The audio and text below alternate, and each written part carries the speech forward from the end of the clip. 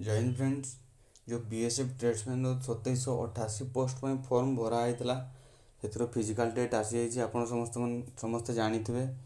तो जो मैंने फिजिकल देवाई जीवे फिजिकल देवाई जीवा आगु वीडियो को थे देखने जहाँफल कि कौन कौन डॉक्यूमेंट नहीं कि जीवे सब डिटेल्स मुझे आपको फुल बुझेदेवी।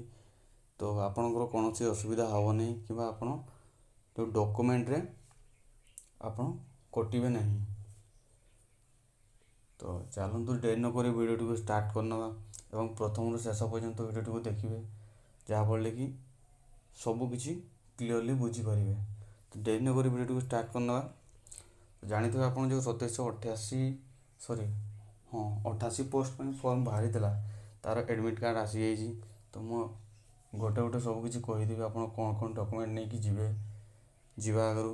ଏବଂ ଯେଉଁମାନଙ୍କର ଲେଟ୍ରେ ଅଛି ଅଗଷ୍ଟ କିମ୍ବା ନଭେମ୍ବରରେ ଅଛି ଫିଜିକାଲ୍ ସେମାନେ ଯଦି ଡକ୍ୟୁମେଣ୍ଟ କ୍ଲିଅର୍ ହେଇନାହିଁ କିମ୍ବା କୌଣସି ଡକ୍ୟୁମେଣ୍ଟରେ ଗଡ଼ବଡ଼ି ଅଛି ତ ଏବେରୁ କ୍ଲିଅର୍ କରିନିଅନ୍ତୁ ଯାହାଫଳରେ କି ସେତେବେଳେ ଆପଣଙ୍କୁ ସୁବିଧା ହେବ ଏବଂ ଆପଣ ଫିଜିକାଲ୍ ଟେଷ୍ଟ କ୍ୱାଲିଫାଏ କଲା ପରେ ଡକ୍ୟୁମେଣ୍ଟରେ କଟିବେ ନାହିଁ। ନଚେତ ଆପଣ ଫିଜିକାଲ୍ ଟେଷ୍ଟ କ୍ୱାଲିଫାଏ କରିସାରିଲା ପରେ ମଧ୍ୟ ଯଦି ଡକ୍ୟୁମେଣ୍ଟ ଆପଣଙ୍କର କୌଣସି ଗଡ଼ବଡ଼ି ଥିବ ତାହେଲେ ସେ ଆପଣଙ୍କୁ डिस्क्वालीफाई करदेव। से तार एडमिट कार्ड तले देखिए जोटी नोट लिखाई सेठी सबकि डिटेल कहीदे। जदि कौन भी से भूल देखे कि आपंकर कौन डॉक्यूमेंट कि कौन भूल करते ताहले से आपण को से क्षणी डिस्क्वालीफाई करदेव। प्रथम हूँ आपड़ जिते भी क्वालिफिकेशन जहाँ भी क्वालिफिकेशन पास करते जमीक 10th +2 और ग्रेजुएशन जे जहाँ क्वालिफिकेशन अच्छी जार क्वालिफिकेशन सर्टिफिकेट अच्छी से सबकि नहीं जाइए। मुख्यतः से 10th ही दरकार। आउ समस्ते ओरिजिनल कॉपी सह 3टी लेखा कि 4टी लेखा जेरक्स करके नहीं जाइए। कारण सेठारे आपन को हे तो जेरक्स मशीन मिल पारे कि न मिल पारे। जदि आपण पाखे डॉक्यूमेंट सफिशिएंट थी जेरक्स नहीं कि जाइए ताले आपन को कौन असुविधा हम ना। जदि 2 सेट कि 3 सेट भी मागती आपड़ सहजरे दे पारे। तो 3 कि 4 सेट्र जेरक्स ने ओरिजिनल कॉपी ने। प्रथम है 10th सर्टिफिकेट कि जिते क्वालिफिकेशन सर्टिफिकेट अच्छी तापर हूँ आमर आधार कार्ड जो फोटो आईडी प्रूफ आप आधार कार्ड नियंतु कि पान कार्ड नियंतु कि ड्राइविंग लाइसेंस नियंतु जहाँ भी नियंतु आईडी आप passport size colour print photo नहीं कि जी जहाँकि आपंकर फ्रेश हो 3 मास कि 6 मास आगु हो प्रॉपर हेयर कट और सेविंग आप उठे फोटो से फोटो कॉपी नहीं कि जी कलर फोटो कॉपी जहाँफल कि इम्प्रेशन आपन को भल रही।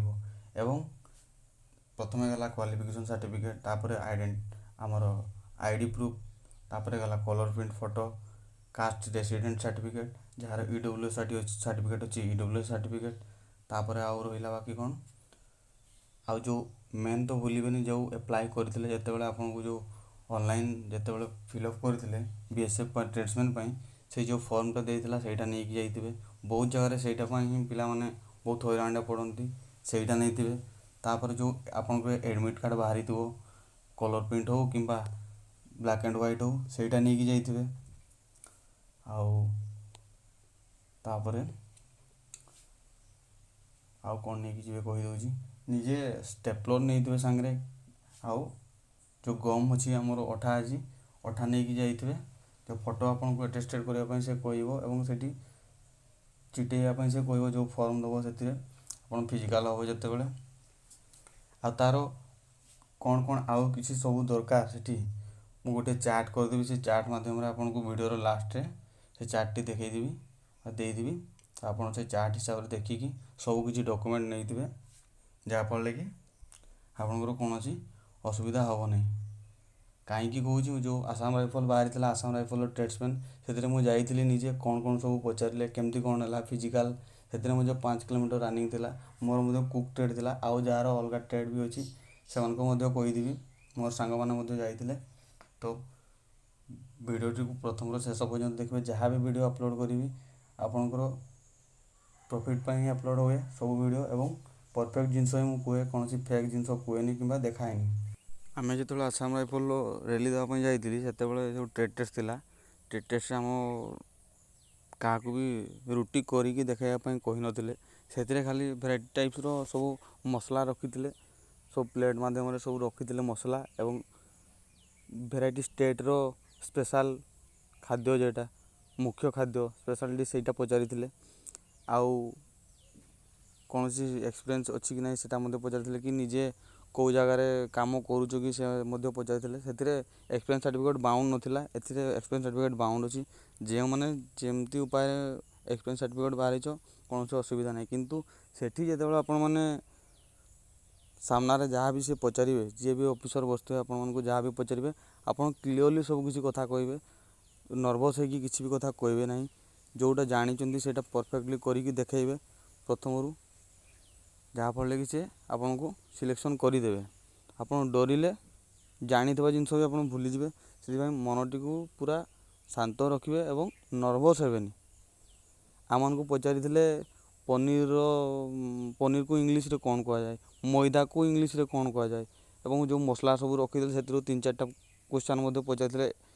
ସେ ଦେଖେଇଥିଲେ ୟାକୁ କ'ଣ କୁହାଯାଏ, ମସଲା ଗୁଡ଼ିକୁ ପଚାରିଥିଲେ ସବୁ କିଛି, ତା'ର ଆନ୍ସର୍ ମଧ୍ୟ ଦେଇଥିଲେ ଆମେ। ଏବଂ ବିଭିନ୍ନ ଯେଉଁ ଷ୍ଟେଟ୍ର ଖାଦ୍ୟ ବିଷୟରେ ପଚାରିଥିଲେ, ତା'ର ମୁଖ୍ୟ ଖାଦ୍ୟ କ'ଣ, ସେସବୁ କିଛି ସେ ପଚାରିଥିଲେ। ମୁଁ ଆଉ ଗୋଟେ ଭିଡ଼ିଓରେ ତା'ର ପୁରା ଦେଖାଇଦେବି କେମିତି କ'ଣ କରିବେ ଏବଂ ଟ୍ରେଡ୍ ଟେଷ୍ଟ କିଭଳି ଭାବରେ କ୍ୱାଲିଫାଏ କରିଯିବେ, ଆପଣ କୌଣସି ଅସୁବିଧା ହେବ ନାହିଁ। ସେ ବିଷୟରେ ମୁଁ ଆପଣଙ୍କୁ ଆଉ ଗୋଟେ ନେକ୍ସଟ ଭିଡ଼ିଓରେ କହିଦେବି। ଯେଉଁମାନଙ୍କର ବି ଏଇ ଅଳ୍ପ ଦିନ ଭିତରେ ଆପଣଙ୍କର ଫିଜିକାଲ୍ ଅଛି, ସେମାନେ ଟିକେ ଫିଜିକାଲ୍ ସହିତ ଏ ଟ୍ରେଡ୍ ଟେଷ୍ଟ ଉପରେ ଟିକେ ବେଶୀ ଫୋକସ୍ କରନ୍ତୁ। ବିଭିନ୍ନ ରାଜ୍ୟର ଖାଦ୍ୟ ଏବଂ ରୁଟି ବେଲିବା ମଧ୍ୟ ପ୍ରାକ୍ଟିସ୍ ଏବେରୁ ଷ୍ଟାର୍ଟ କରିଦିଅନ୍ତୁ। ଯେଉଁମାନଙ୍କର ଆର ମାସରେ ଅଛି, ଅଗଷ୍ଟ ମାସରେ କିମ୍ବା ନଭେମ୍ବର ମାସରେ ଅଛି, ସେମାନଙ୍କୁ ସୁବିଧା ହେଇଯିବ। ମାସେ 1.5 ମାସ ଟାଇମ୍ ମିଳିଯିବ ଆପଣଙ୍କୁ। ରୁଟିଟା ଆପଣ ବେଲିଥାନ୍ତୁ, ଯାହାଫଳରେ କି ଯଦି ଆପଣଙ୍କୁ ସେଠି କହିବେ ରୁଟି ବେଲିକି ଦେଖାଇବା ପାଇଁ, ଆପଣଙ୍କର କୌଣସି ଅସୁବିଧା ହେବ ନାହିଁ। ଆପଣ ପରଫେକ୍ଟ ରୁଟି କରିକି ଦେଖାଇଦେବେ। ନଚେତ୍ ଆପଣଙ୍କୁ ଯଦି ନ କରାଇଲା ସେ ରୁଟି ବେଲିକି ଦେଖାଇବା ପାଇଁ ନ କହିଲେ, ତାହେଲେ ଆପଣଙ୍କୁ ବହୁତ ଭଲ କଥା। ଆପଣଙ୍କୁ ଖାଲି କ୍ୱେଶ୍ଚନ୍ ପଚାରିକି ସେ ଟେଷ୍ଟ ନେବେ ଆପଣଙ୍କର। ତ ଭିଡ଼ିଓଟି ଭଲ ଲାଗିଲେ ଲାଇକ୍ କରିବେ, ସାଙ୍ଗମାନଙ୍କ ସହିତ ସେୟାର କରିବେ, ଏବଂ ଚ୍ୟାନେଲ୍ଟିରେ ନୂଆ ଆସିଥିଲେ ଚ୍ୟାନେଲ୍ଟିକୁ ସବସ୍କ୍ରାଇବ୍ କରି ବେଲ୍ ଆଇକନ୍ଟି ପ୍ରେସ୍ କରି ଅଲ୍ ନୋଟିଫିକେସନ୍ରେ କ୍ଲିକ୍ କରିନେବେ। ମୁଁ ଆଉ ଗୋଟେ ଭିଡ଼ିଓରେ ତା'ର ସବୁ ଡିଟେଲ୍ କେମିତି କ'ଣ କ୍ୱାଲିଫାଏ କରିବେ ସବୁ କିଛି ବନେଇ ଦେବି। ତ ଜୟ ହିନ୍ଦ, ଜୟ ଭାରତ।